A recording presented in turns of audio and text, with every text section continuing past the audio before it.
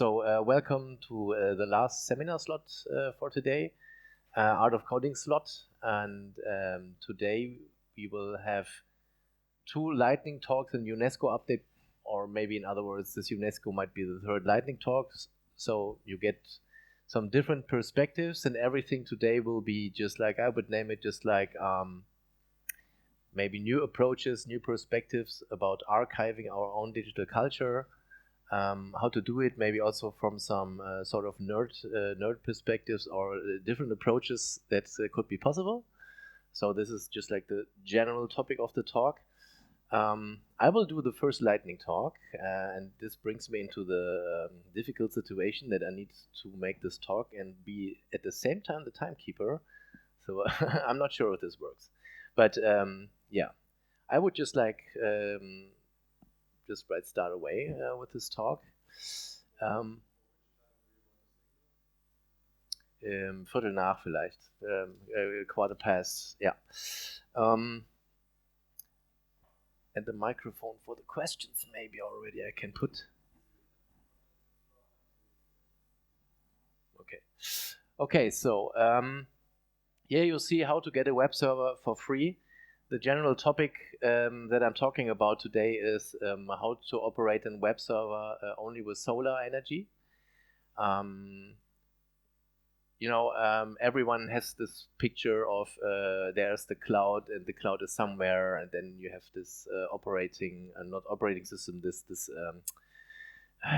big halls where all the web servers are. And today I want to show you something that is having something like a completely different approach, because it is extremely lightweight, very few power consumption, and so on and so on, can operate it only by daylight sun. Maybe to give you a little bit, sort of a broader context of where my point of view is coming from. Here, I made a comparison between, I think, terms that you're already familiar with: cyberpunk, steampunk, and solarpunk. And I want to talk about this perspective of solarpunk. Cyberpunk, I think most of you know this, has this aesthetics of being just like being underground, being dark, being utopian, being punk, of course. I think this is something where the demoscene would score some points at least.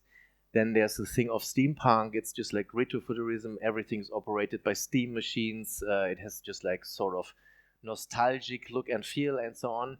I think most of you are also familiar with that one. And then in the last years, there was just like the term solarpunk coming up. And this was more just like, different things coming together, new technologies, but also some aspect, just like all these future visions that are available have always this sort of dystopian sort of direction. And solarpunk wants to do something else here. It's about living in harmony with your environment, being sustainable, having green cities, community-focused future, and you can see it also there. It's just like optimistic, hopeful, and cooperative. So it was just like maybe in a certain way the opposite of cyberpunk. So this maybe just like a little bit for the broader context. And the first thing I was getting in contact, so maybe first I was also playing around a little bit with solar technology on my balcony, this and that, yes?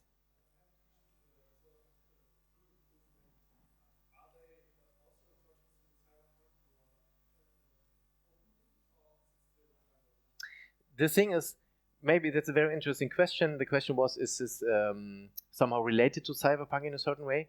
The thing is, cyberpunk, for example, was based on fiction, on some certain books. I think this Neuromancer is the most famous one, and so on and so on and so on.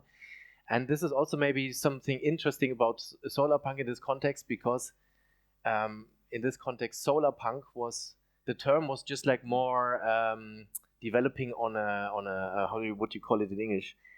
More just like a theoretic concept put into the room, and then say, and now let's make the fiction to it. So this is still being discussed just like a term, but there's not this book that you have to read. They are just like around this topic, just like various projects coming, developing around. And one of my first contact points was to this project I will show here was this one. It's a so-called low-tech magazine. This is the first known famous project that did a web server that only runs on solar energy. And this is a website. It's a project from Barcelona, I guess, but it's definitely in Spain, so lots of sun there. And they build a web server that is very optimized on energy, this and that. And on top on this, they also developed certain ways how to build the website so that they are, even if the website gets served, does have very few energy power. And also the images you see here, this weird coloring is not only just like it's looking cool, but also they developed a certain encoding style that is extremely power friendly, or uses very few power to get served, you know. And I'm also supporting them on Patreon, by the way. And on the bottom of the website, they have the server stats. Here we see what it just said: location Barcelona, battery status, how much power the web server actually used. So we see it's 2.6 watts when I made the screenshot. So it's not much if you know what a fridge or a TV is consuming and so on. Uptime and so on and so on. So this was just like a little bit quite a nice inspiration. And then some months later, I was on a workshop that was more or less dealing around the same topic. And then I was a little bit inspired to try my own project. And I did some research. There are many, many different options to choose from.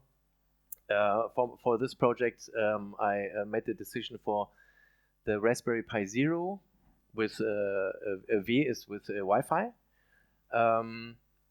And there you can also see just like the power consumption. So the Raspberry Pi Zero just uses between 0.5 and 1.5 watts. So this is really not much, as you can imagine.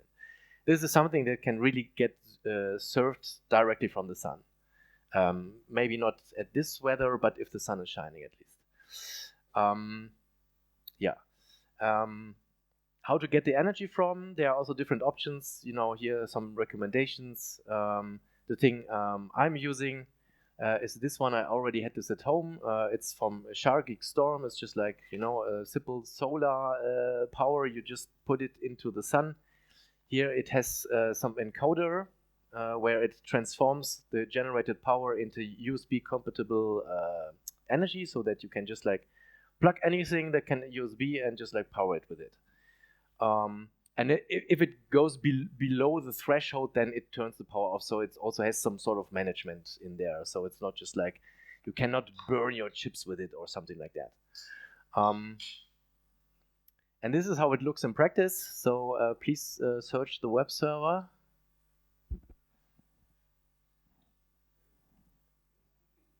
So the web server is here. Where's the mouse pointer? So here at the bottom. So this is a web server. I put it up like this because on the balcony I have the sun, and I do not want to lay this hardware also into the sun, so it's more into the shadow. And this is actually running the web server, you know, just like directly from sun, no problem. You know, at a day like just like yesterday, it runs just like the complete day. And then it stops running, of course, when the sun goes down. This is clear, I guess. So this is a close-up video. It's just Raspberry Pi Zero. I also have it here. So if you want to have a look later, you can just do it. This is the thing. I already had this at home, so this was a no-brainer. Price tag is quite nice. You get a cloud server for this price for 3 months.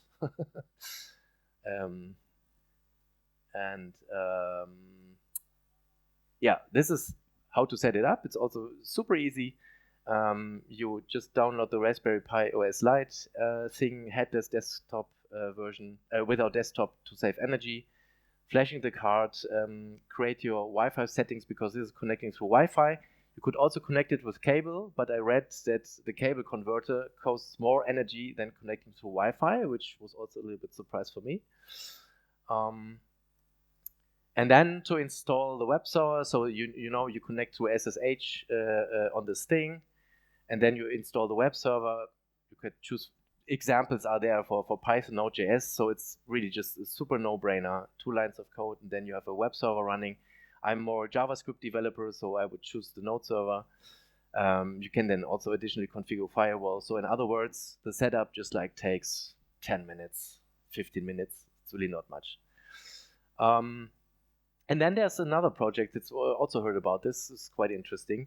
It's OpenSim. Sim is a format that was actually designed for archiving web pages. So with this OpenSim thing, you can say, hey, I want to make an archive of this website, and then there's a runner, and it runs and runs and pulls all the data, pulls it, and put it into a Zim file. They can be very big. You can also download Zim files from complete Wikipedia, for example. Then you have a 33 gigabyte file. So, and it's just like a unified file format that is just there for archiving stuff. The next thing, KiwiX, is a reader. It's the most popular reader for reading the Zim files. So you can also download it for your desktop application, whatever. What I did is there's also KiwiX for Raspberry Pi, so just like serving this sort of Zim files directly from a web server. This is what I installed on this one. It's also extremely fast, super straightforward to install it. It's more just like, I don't know, sudo standard command, install the Kiwi tools, and then there's some additionally set up the library. And then here's an example how you download one Zim archive file. This takes a while. I did it, by the way, directly on this thing, so not on the desktop and then put it over, sondern I downloaded it directly on this while it was laying in the sun. And yeah, and then you start the server, and then you can browse the content. I will also show an example later on. Okay. Then second thing, of course, yeah. And then second thing, of course, you want to maybe serve the files longer than only during daylight. So there's also a very well-known solution for this kind of problem. It's called batteries. And then I found this power bank here, which also loads then during the sun. And from my testing, this web server then lasted until, I don't know, 2 a.m., 3 a.m., 4 a.m. It was not much load on it, but you can really extend the availability a little bit with this thing. This is how then it looks with the battery version in between. What's very important, so this is the power bank I used. You see also the price tag, $23. It's okay price, I would say. Very, very important for doing this kind of setup. You need a power bank that uses this pass-through charging. So this means most of the power banks you buy, if you put something in to charge it, then it disables the output. And this would mean if the sun would come, then it would shut down the web server. And there are some power banks, they have this pass-through charging. I also read that it's called UPS mode. And the strange thing is, this is just like when buying a washing machine is, so this power bank has this feature, but it's not mentioned. It's not written anywhere. It was not written on the package. We just needed to go to the specs on the website just to research it. Why I think this thing has this cool feature, but they don't tell anyone about it. It's very bad if you just find a power bank and then you have to experiment what's possible, what's not. So this again, this is how the web server then actually looks like. Also, with all the nice environment around it. Maybe I need to rush through a little bit. This is then the interface, and then now it's demo time. So this is a web server. It's actually running now from the battery, which was charged by sunlight. This we will see later. 2 minutes. Yeah, I think I can do it. Wait a second. I hope it's still. No, it changed. So I have a router here. It connects through the router. This router is not solar powered. We can maybe discuss about this later. And now it's serving this website from this machine here. So this is a web server running this. And I downloaded some packages with TED Talks, for example, I don't know, TED Talks about productivity. You could just download the whole blob and then you just have the things running. You know, it's super easy to make, in other words. And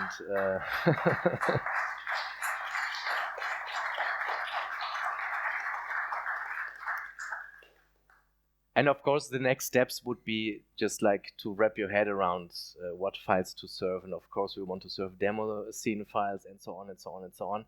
And because I'm running out of time, I rush quickly through it, just like an outlook, because there's also something I did not have hands on this yet, but some people developed something, they call it Solar Protocol.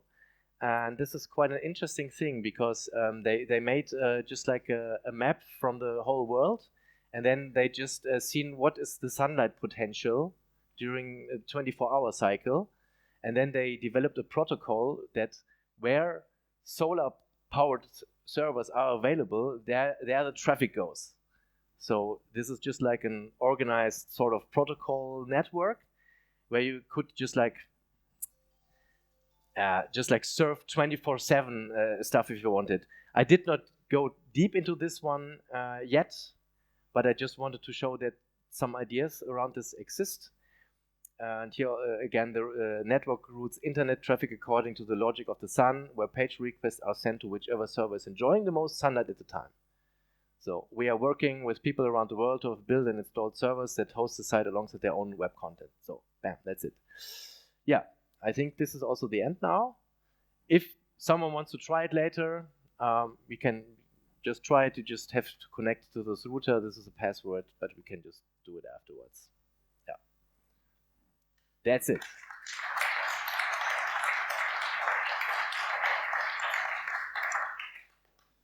I'm not sure if you want to make one or two questions and maybe the bigger discussion afterwards. Or, yeah. As you're the speaker now, I do the Q&A. So is there questions or comments? I think we can take two and then put the rest in the after conversation. Curiosities about...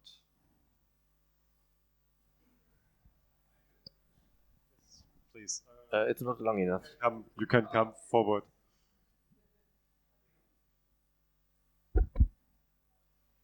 Yeah, just did you think about network protocol level power optimizations? Because you're kind of server side, there's a lot in between on infrastructure. Yes, yeah.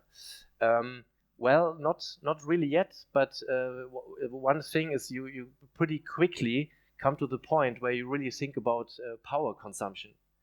You know, this is you read in the media just like, I don't know, Mark Zuckerberg wants to build a nuclear power plant for his servers, and here you think, 1 watt more, if I activate this, then I need to deactivate this sort of service. You know, this is changing your way of thinking also.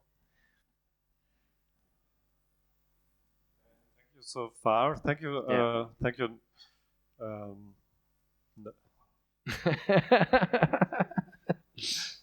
I was just thinking about no name, that's why I was stumbling. So for bringing this to the discussion here, because I think it really tackles with the demoscene mindset of optimizing, but this is like for a different optimization. Very curious to see how the conversation continues on that one. Thank you. And now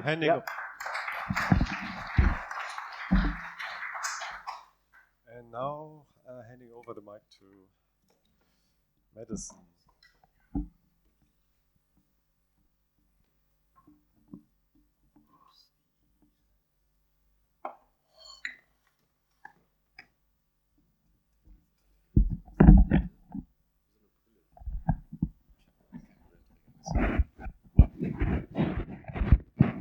Ich habe einen großen Kopf. Kann man mich hören? Ja?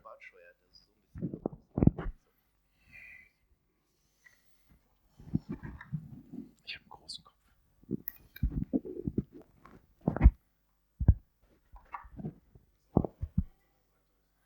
Passt hoffentlich.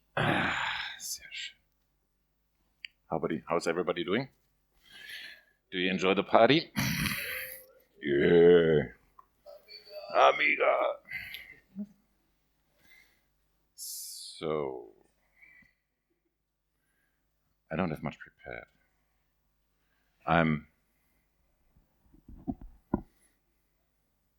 Yes. This is something that has been bugging me for the last couple of weeks or months. And this is sort of like a brain dump, right? I just want to share that with you, maybe get some feedback, right? Why do I want to talk about this? So my name is Oliver, Madison, TRSI. I'm sort of have been working in mostly enterprise space for the last 25 years. So I'm and building websites and sort of think about scaling and stuff like that.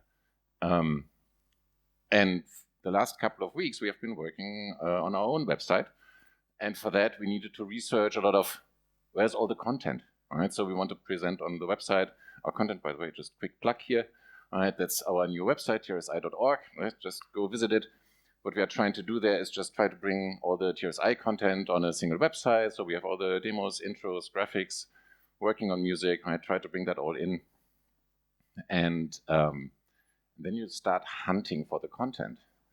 And you're wondering, where is all of that stuff? Right? It's just scattered across many, many places. And that made me think about, right, how do we deal with this long term as a demoscene community? Right? What is going to be left in 20, 30 years? Right? We are a digital culture, right? Maybe the first native digital culture. Everything that we do is basically bits and bytes, zeros and ones. We come together at parties and we have our parties, right? Which is great. And then, of course, right, we have wild demos and there's shit going to be produced that also lives in physical space. But effectively, everything that we do is digital. And right, we are still young, so in 20 or 30 years, it's going to look different. At the moment, we still have, I think, a pretty good overview of where does everything live. Right? I started to researching it, but then I actually figured out, oh shit, right? It's not just demos and poet. Right? There is so many more people that are setting up servers that's serving content, maybe specifically only for Amiga mods, and then scene.org has replicated FTP servers, and you can bring your own FTP service and start an rsync. But is that long-term sustainable? Right? How is that going to look like in 20 or 30 years? When a couple of people keel over and suddenly the servers are gone, and who's going to maintain them further? Right? Who's going to take care of that? And we don't have a physical representation. We can't go into a museum and look there at the demo scene culture, right? And see a couple of artifacts.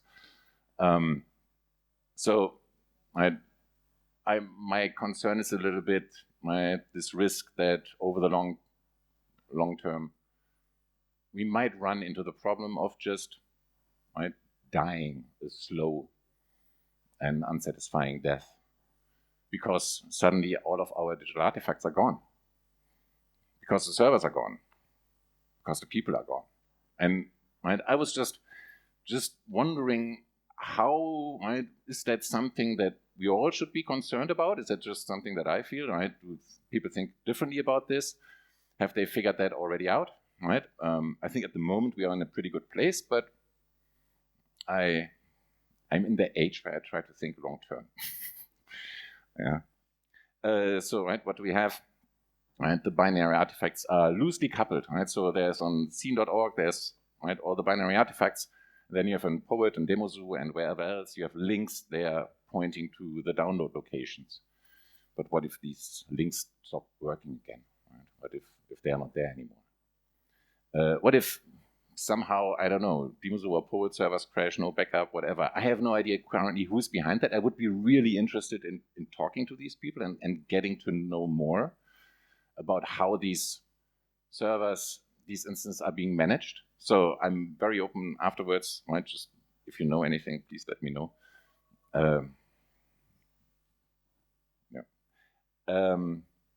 I looked into Demozoo. They have APIs. I think they even have the full source code shared on GitHub, which is really cool.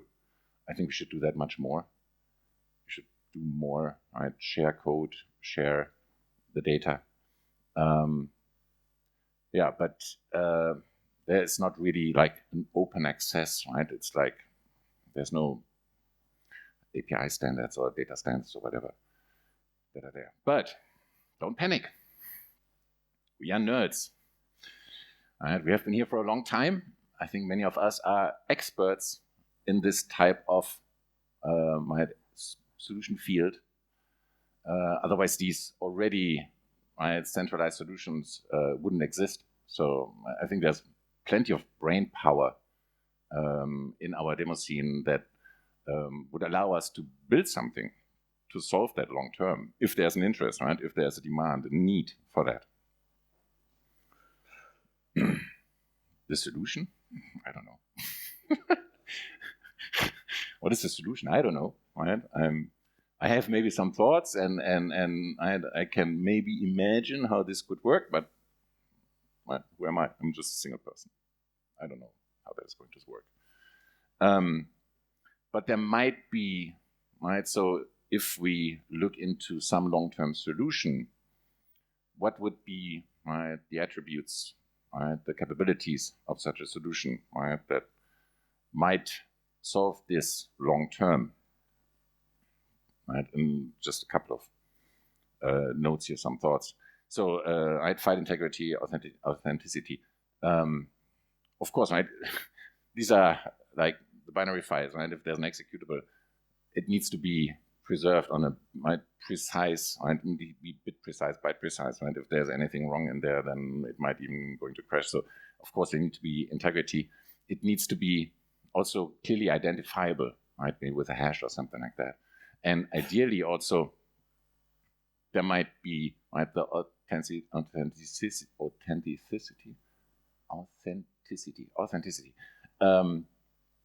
Right, maybe you have people, right, they are contributing that might be able to cryptographically sign such a file, and then with that, right, you clearly identify who contributed that or who was working on that, right? Who's the original creator on that.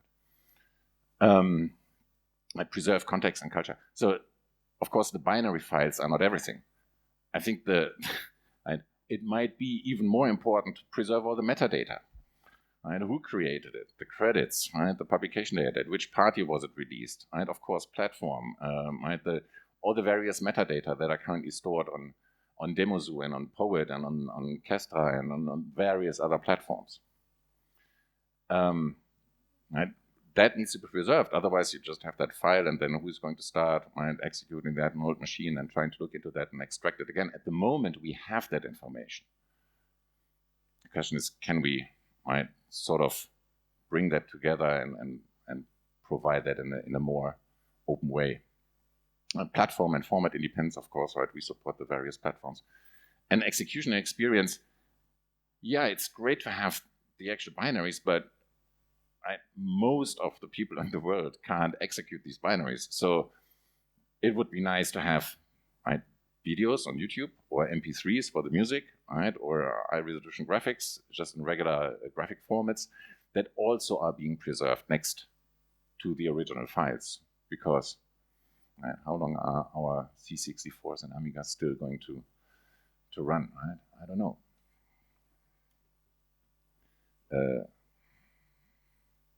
This one.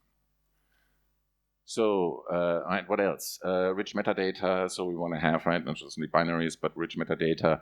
We want to have that indexed, being able to search. So ideally, you have like, right, an endpoint where you can query, and you just provide, right, certain metadata attributes, and what you get back is a list of productions or members or music or graphics or whatever, right? And you get that back on an open endpoint, and everybody can basically contribute into bring the data in, but also getting the data out.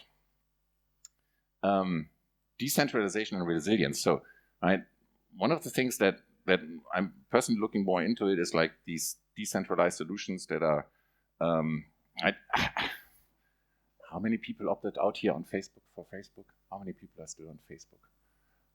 Yeah, but not that many anymore. I hope so. Right? It's I'm feeling more and more like I don't want to deal with that shit anymore. It's our data is basically their profit, and I don't want to contribute to their profit. Right? I want to think much more about how can we, right, bring back the power to the individual users, host our own data, right, like Plex server. There's a question?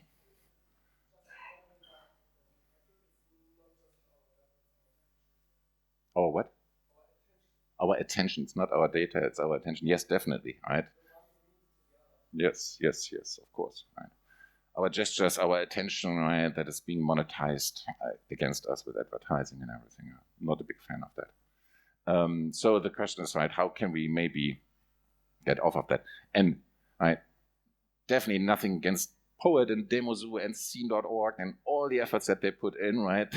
I'm not saying they are right, they are centralized and therefore they are evil or whatever, and trying to monetize that. Not at all.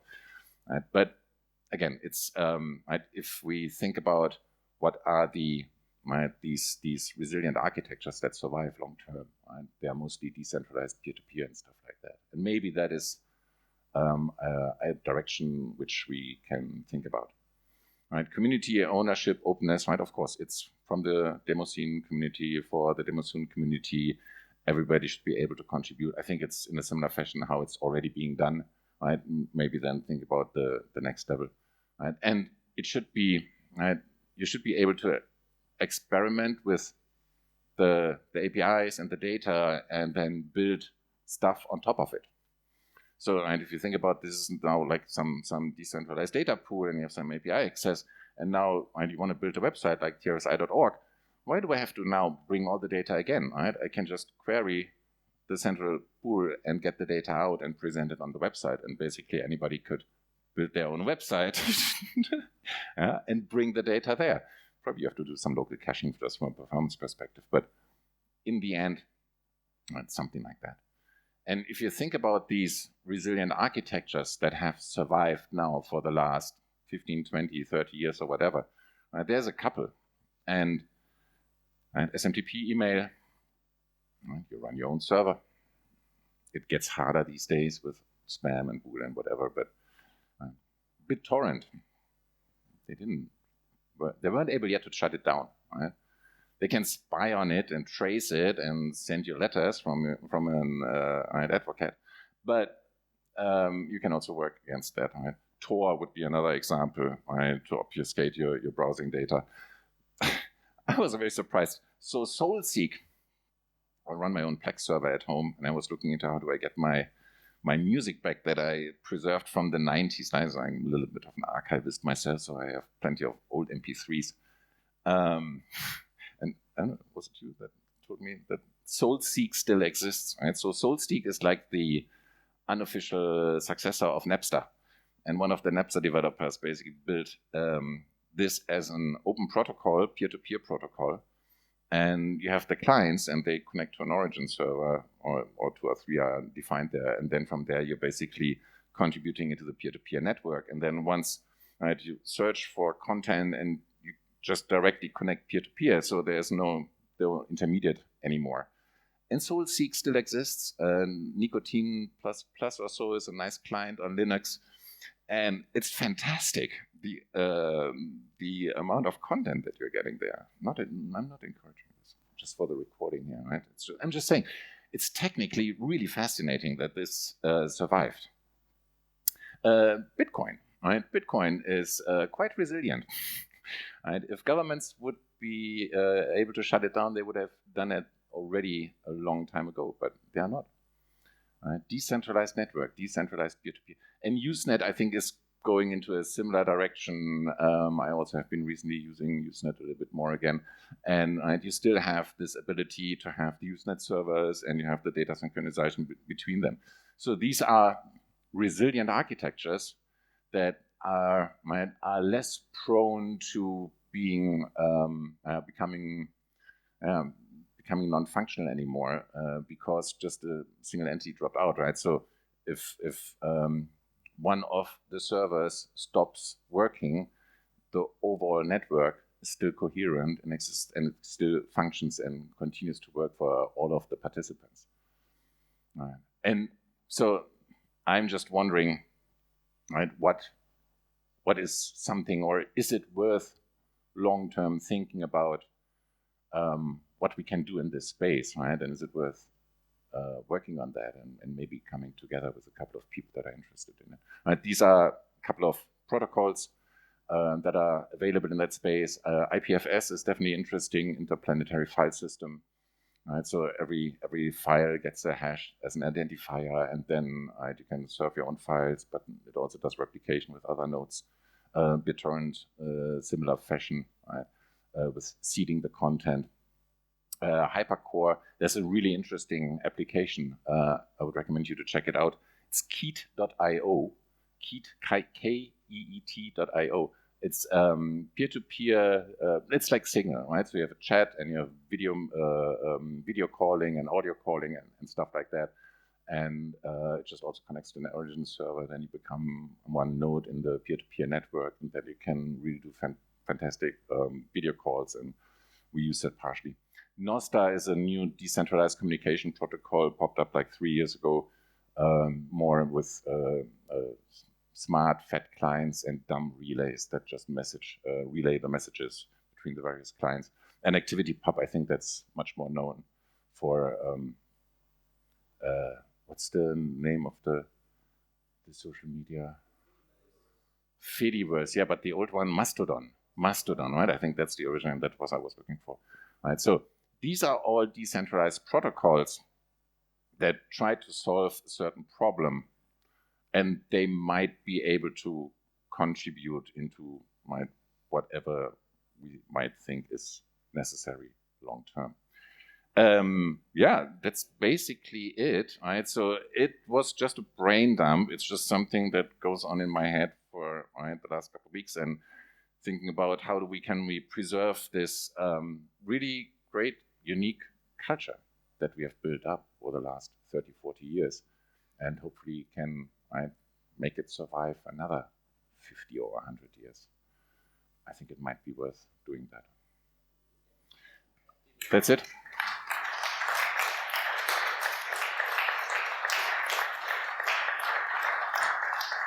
Questions? You have to come up here to the front, because here's the microphone, I'm sorry.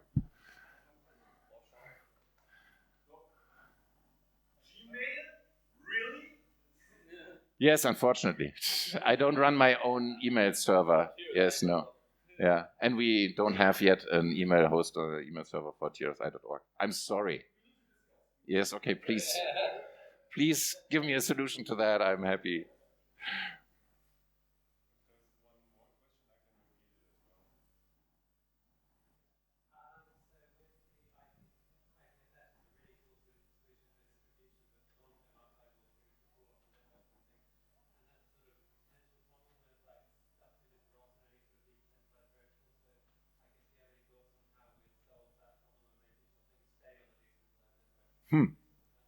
So the question was, with the IPFS and long term, how do we make sure that it stays on a decentralized network? Yeah, it's not going somewhere else. Yeah. So I don't really have a concrete answer to that. So, but if I think about how this could work in the future, is if we come up with whatever solution, and we just talk about a peer-to-peer decentralized network, then anybody could easily launch a node, deploy a Docker container or an image, and puts it online, and it connects to a couple of origin servers, and then it connects to the peer-to-peer network, and you have some basic local configuration where you say, hey, these are my local files, I contribute, but then I also want to replicate like 500 gigabyte of data, right? And either the network itself defines, right, or decides what is going to be replicated, or you make conscious decisions on what you want to replicate or something like that, right? And with that, bring in some standards where everybody can contribute. I'm not sure if that answers the question. Yes? Hi, I'm Kudrix. I also am with Art of Coding and a couple of other things. Have you talked to archive people? So the Internet Archive, they are very keen on absorbing valuable content, which I think we have. So I found a couple of old TRSI websites on archive.org. Yes. Yeah, so I know a couple of people, so maybe we can touch base. That would be good, yeah. I know the guy who's behind the Evoke machine, and I know Bruce Kale from the archive, so we can basically very good stuff there for the time being. Yes, very good. Highly interested. Yes. Anything else? Amazing. I think with looking at the time, let's continue the conversation afterwards or in the open discussion, and then go to our last presentation, roughly 10 minutes, and then we should have 10 minutes more for Q&A or conversation here in the room. Thank you, Thank you. Madison.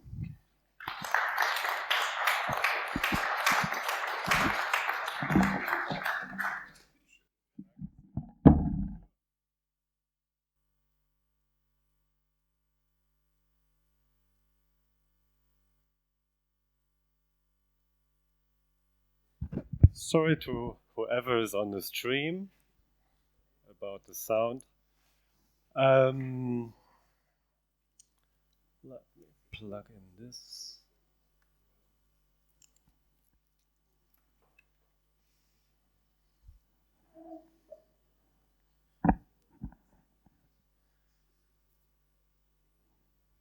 And so, some of you noticed from the Sunday morning session today, we thought we incorporated this into the Saturday afternoon as well.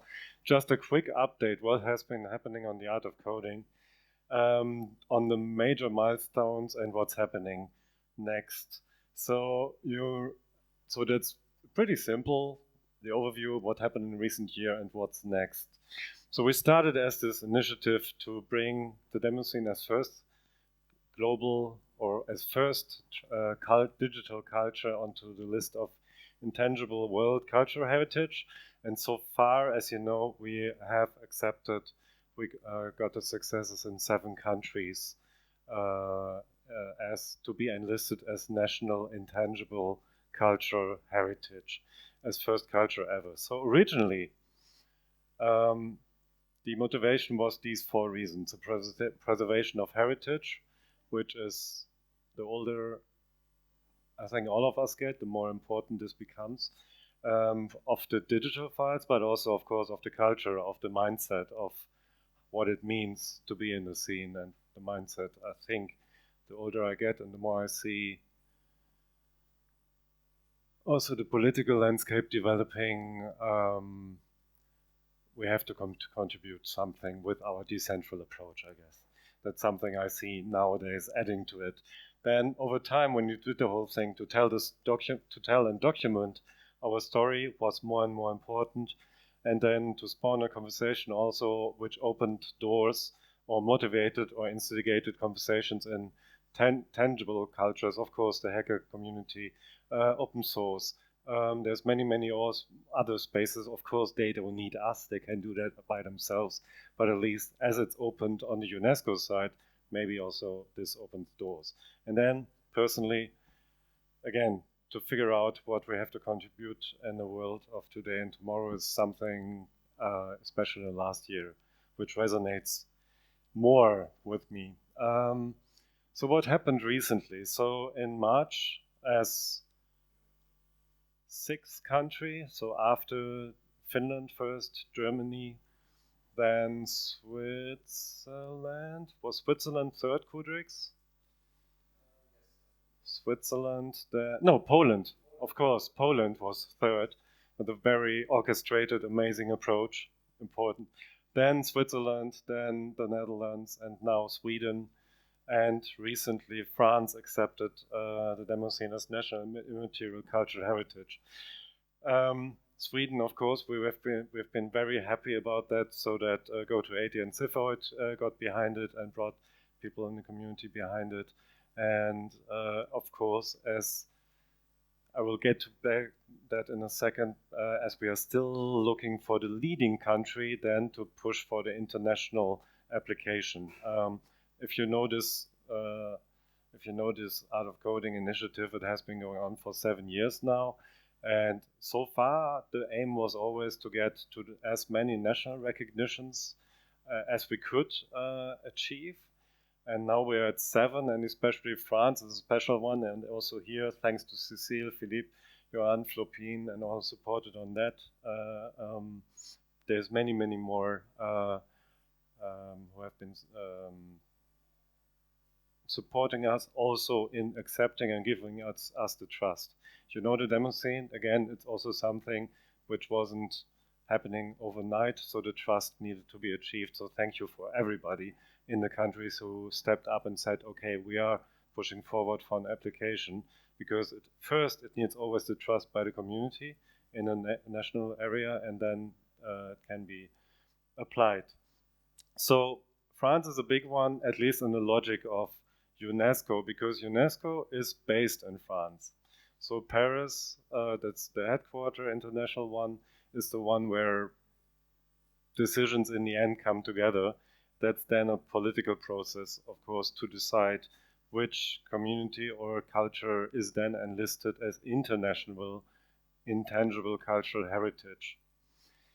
When we started, we were pretty annoyed, or I personally was at least annoyed, that we have to go through this national perspectives, because at least for me, and I think for many in the room, the demoscene was actually this haven of, yes, of course we are national, we have our mindsets, we play with our identities, but actually we were, at least in this 90s sense, 80s and 90s sense, a transnational culture. I got exposed to international other people through the demoscene.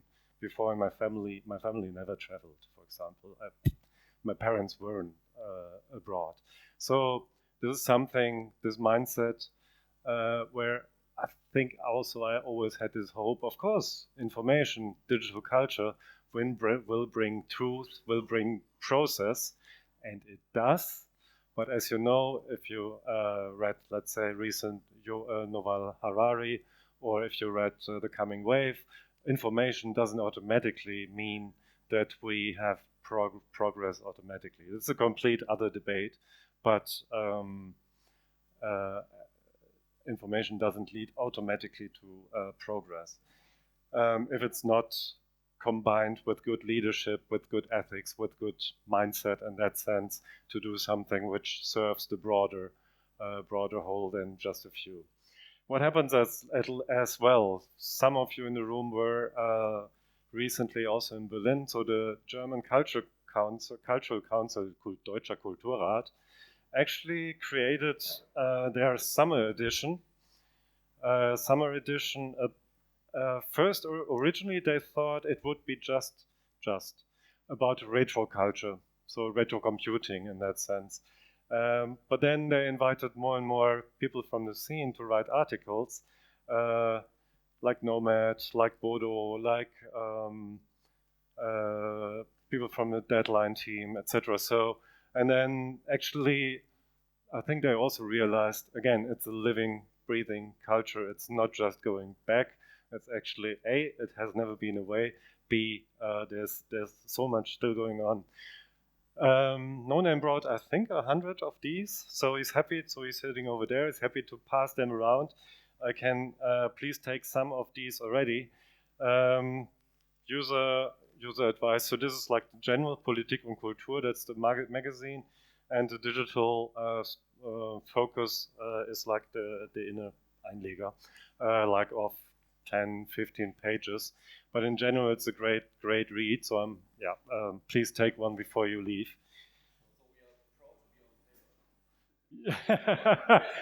Well, at least it helps to show. I mean, honestly, last year someone said thank you for, or even years before, it was about why doing this whole initiative.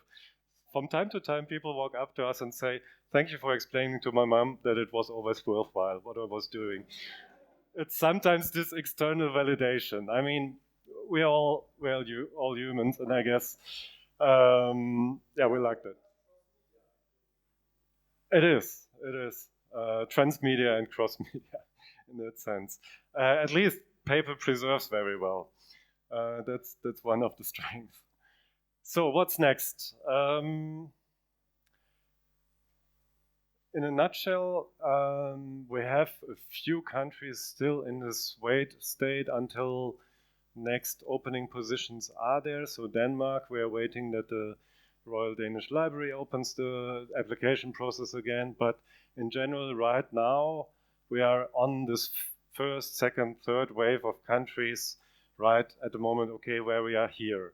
We don't have a team, for example, yet in Norway or in UK, but also Eastern Europe. I mean, Poland was amazing that it was there, but of course, if there's if people feel, okay, I would like to do that, join the Art of Coding Discord, it usually needs 2 or 3 people who motivate each other, and then of course are still in touch with the scene in their country as well, because that's a prerequisite. You can only apply if you can also prove to UNESCO that you actually speak for the scene, so that no hostile takeover or commercial takeover or whatever.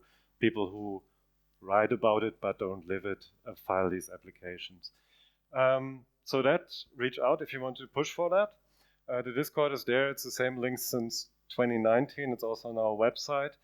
And for the international application, originally we thought we'd do a meetup here to discuss the next steps. But then we realized also travel is a privilege. Not everybody can come all the time to Evoke, as central Germany is. So to do actually the next steps debate on the Art of Coding Discord on October 13. But it is, to give you, of course, a glimpse what the status is.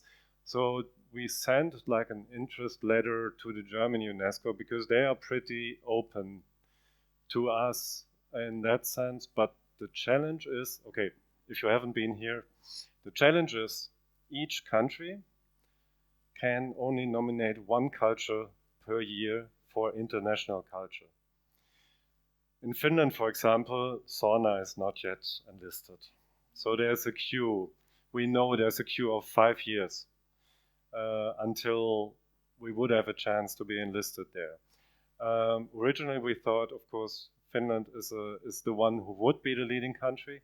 And why do we need a leading country? UNESCO functions like if one country says, yes, we take the lead, then all others can join just their application without using their vote, without using their nomination for this year for the international application.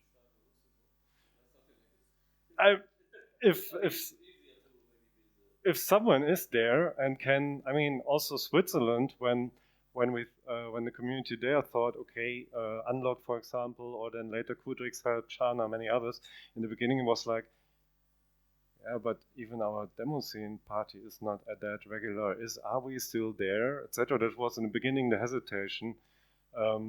But actually people, A, started doing things again, and B,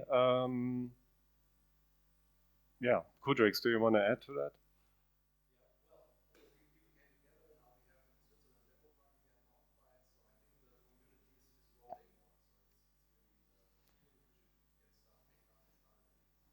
So the only requisite is it has to be a person who's living in that country. So you can't work, so you can't apply if you're not a resident of the country. Again, UNESCO is a body of the nation states, and that's why that logic. So, so for the next, so we want to orchestrate kind of how can we lobby the people within the different states, in the different governments, to take the lead. So then that's the next thing what we want to orchestrate. And if the international application stays difficult, then reroute our energy also to initiatives which help the other 4 reasons, be it preservation, be it something else, because we have now this international network of people who love to do something for the scene, but also debate what else could we do. There was a discussion about traveling exhibitions, etc. So far, we, as Art of Coding Initiative, we didn't file for any grants because it was always about opening the gates, providing the platform that people can then use that label and accepted by or enlisted on as intangible cultural heritage and go to their city, their region, their government if they want to do something. So we can't do that ourselves. It's only one thing at a time. But if, for example, for preservation purposes, to start a conversation with the National Library, Deutsches Bundesarchiv, and they have now much more open ears, I guess, because, yeah, because it has this, in this institutional logic, it has this seal of approval, and it gives security to the people who don't have to decide by themselves then, is this legit? But yeah, all of you know institutions, so that's where it helps.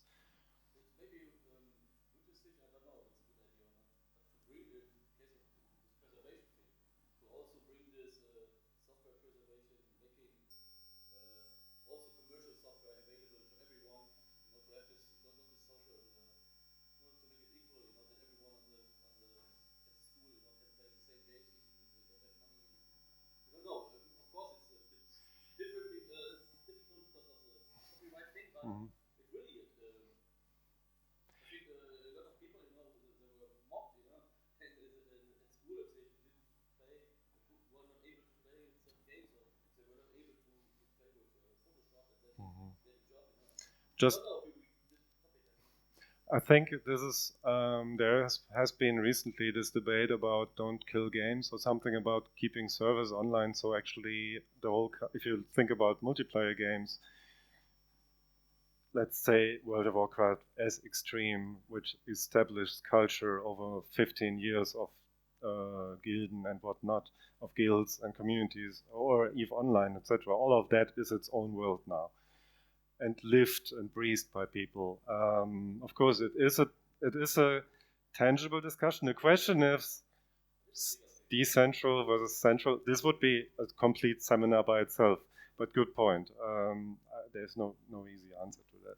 So just because we're already almost over time, we will have also at Gamescom Congress this Thursday Olaf Zimmermann, who actually got so curious about the scene that he even joined Computerkunst e.V. in Berlin, so became a member, got curious about what's happening in the scene. So he's the head of Deutscher Kulturrat.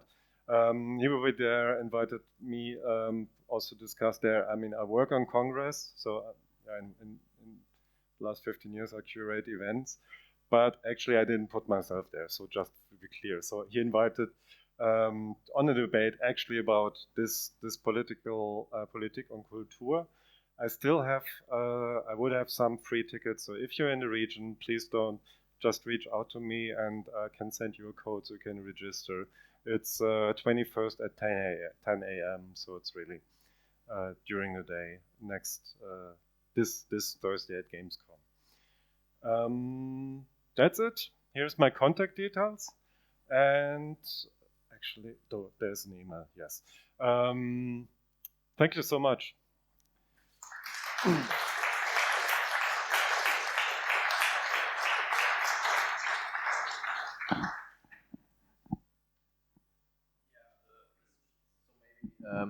We just have 2 minutes, but maybe we can try to make some questions, 3, 4, 5, something like this, or discussions about the whole, just like the whole context. Because I've also found interesting when I heard the very first time from the UNESCO thing, I was thinking more just like this, getting the scene more just like established or whatever, but it's also some sort of archiving stuff in a certain way, you know, just like having this here, for example. Found it very interesting, but I want to open now for questions or comments. Yes.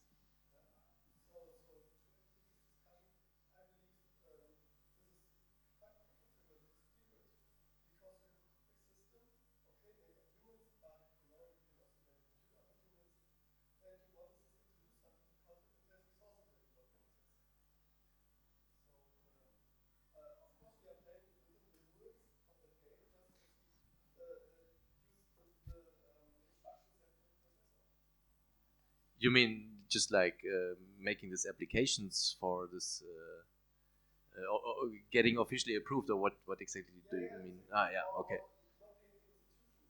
Yeah. Yeah.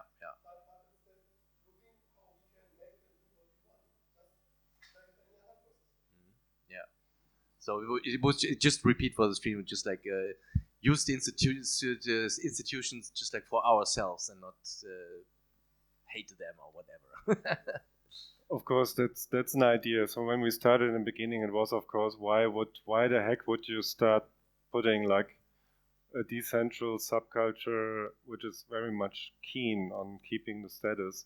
We're in touch with one of the largest institutions in the world, because nation states, in the end, we should use that platform for our means and purposes, but of course, ideally in something which supports the community, and actually ideally the bigger whole, because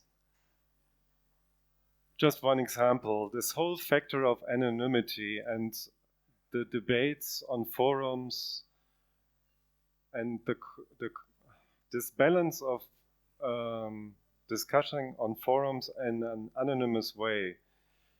I think it was hard for us when we were growing up. I think many in the demo scene have also experience with mobbing or anything else which brought us into the scene. I have more and more conversations about that. So mental health, being a nerd, and finding a place as an outlet where actually all these things are coming together in a balance, on the other hand, with this very much strong competition this mindset, how do we cope actually in this sometimes negativity, sometimes also toxicity. Not everything was great in terms of online debates, but we have so much knowledge in that sense, which hopefully we could leverage also for online discussion of the future. We could use our technological, I mean, we do all of that, I guess, in our jobs, but yeah, something like that.